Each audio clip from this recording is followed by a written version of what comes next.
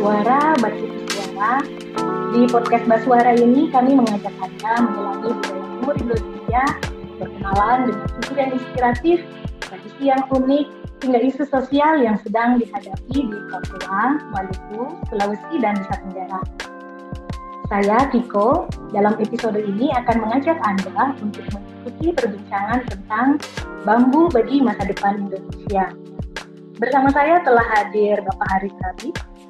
Beliau adalah Senior Advisor dan Dewan Pembina Yayasan Bambu Lestari, sebuah organisasi nirlaba di Indonesia yang aktif mempromosikan pemanfaatan lestari bambu, mengingat hasil hutan berupa kayu sekarang semakin berkurang seiring dengan menyusutnya luas hutan tropis dunia.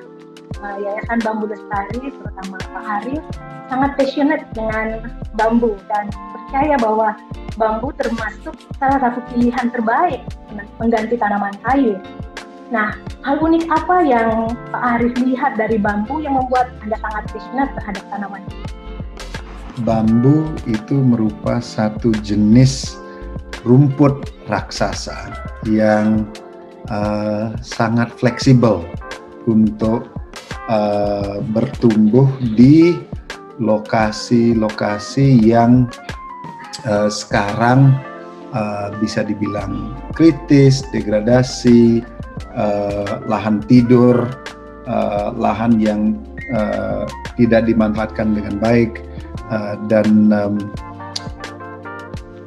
jasa lingkungannya bambu. Sebelum kita ngomong produk, sebelum kita ngomong kesejahteraan masyarakat, itu sudah luar biasa. Berarti contoh rimpang dan perakaran bambu itu kalau teman-teman kita di lapangan itu biasanya bilang bahwa satu rumpun bambu itu sama dengan satu cubang air. Berarti kalau kita tanam bambu sama dengan tanam air. Dan dari penelitian di Amerika Selatan, itu satu rumpun bambu Dendrocalamus asper atau bambu petung, bambu beto, itu mampu untuk memegang 5.000 liter air dalam musim hujan, dan air tersebut itu terpegang di dalam sistem rimpang dan perakaran bambu untuk 6 sampai 9 bulan. Berarti itu permukaan tanah itu akan lebih basah jika ada hutan bambunya. Bukan arti kita babat hutan dan tanam bambu doang, jangan pikir mono ya. Tapi bambu adalah satu alat, satu jenis di keanekaragaman hayatinya Indonesia yang luar biasa untuk berkontribusi untuk visi hutan lestari ke depan.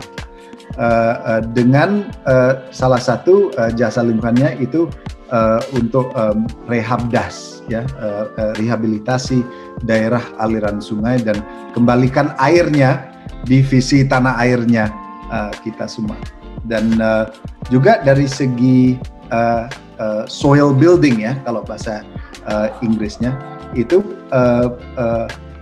tanah di bawah rumpun bambu itu pasti lebih subur karena akar serabutnya bambu itu tidak ada di bawah 1 meter. Berarti kedalaman perakaran bambu itu tidak ada yang lebih dalam dari 1 meter, dan di permukaan tanah aktivitas kalau bahasa Inggrisnya biogeochemical cycles-nya, ya, siklus biologi, siklus geologi, dan siklus kimia yang menyuburkan tanah itu cepat sekali kalau di bawah bambu. So ini juga jasa lingkungan yang luar biasa untuk lahan kritisnya Indonesia. Dan sekarang Indonesia di dalam kawasan hutan negara memiliki lebih dari 25 juta lahan kritis. Dan di luar kawasan bisa dibilang di atas 100 juta hektar, walaupun angkanya belum 100% pasti. So artinya generasi milenial, generasi Z, generasi A, dan sebagainya, kita punya tantangan yang luar biasa dengan lahan kita yang kurang sehat, ya, kurang sehat, dan kita harus mengerti gimana caranya supaya kita bisa menyuburkan kembali dan aktifkan kembali lahan tidur ini. Dan lahan tidur ini tidak akan aktif kembali kalau kita tidak ngerti apa itu landscape, apa itu ekosistem, dan bagaimana pahlawan-pahlawan ekosistemnya Indonesia seperti bambu, tapi bukan hanya bambu, itu bisa membantu prosesnya kita untuk restorasi lahan kritisnya Indonesia.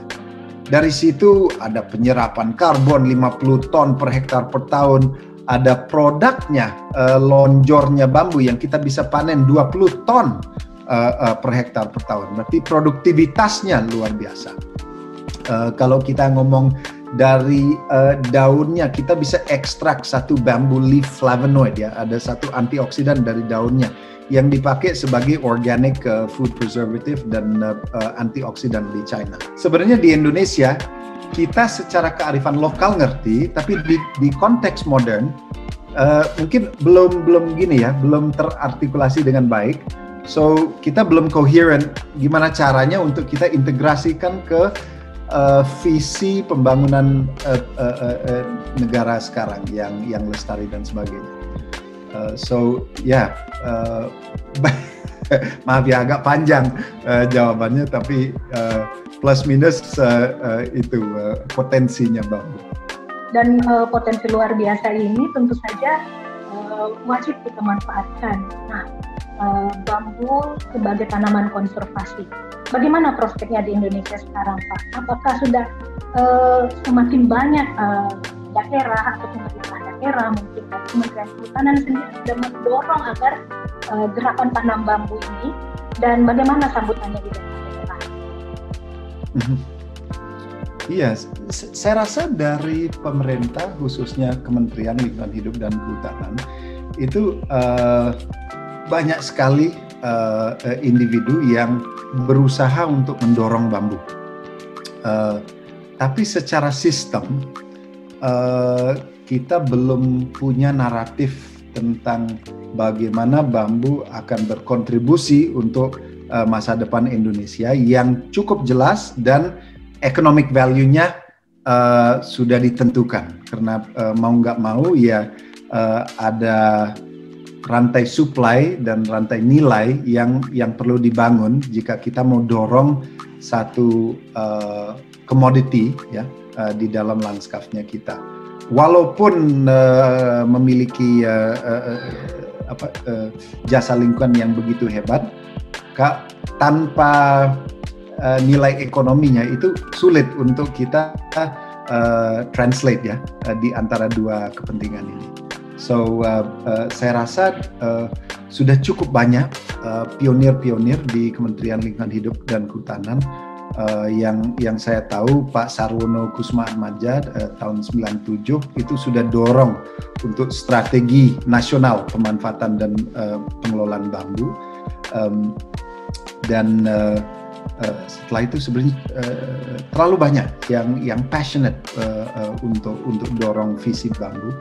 Tapi itu kita perlu memastikan economic value-nya, dan sekarang apalagi di zaman COVID ya, economic value-nya yang benar-benar di tingkat desa, yang kelompok koperasi BUMDes bisa merasa manfaatnya langsung, dan return on investment-nya ya, bagi hasilnya dan balik modalnya itu harus masuk untuk mereka.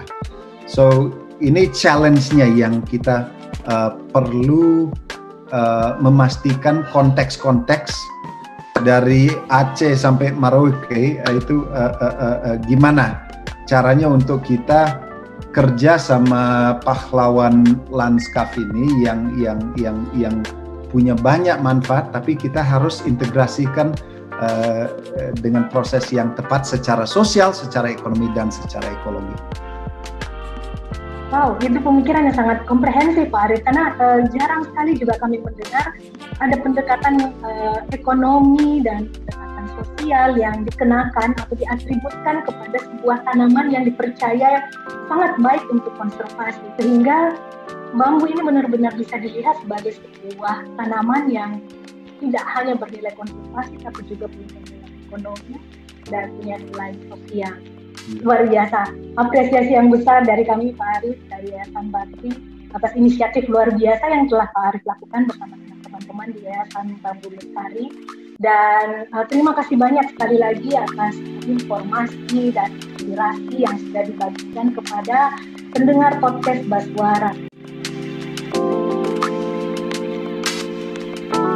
Terima kasih banyak Pak Arief atas waktunya yang telah diberikan buat kita.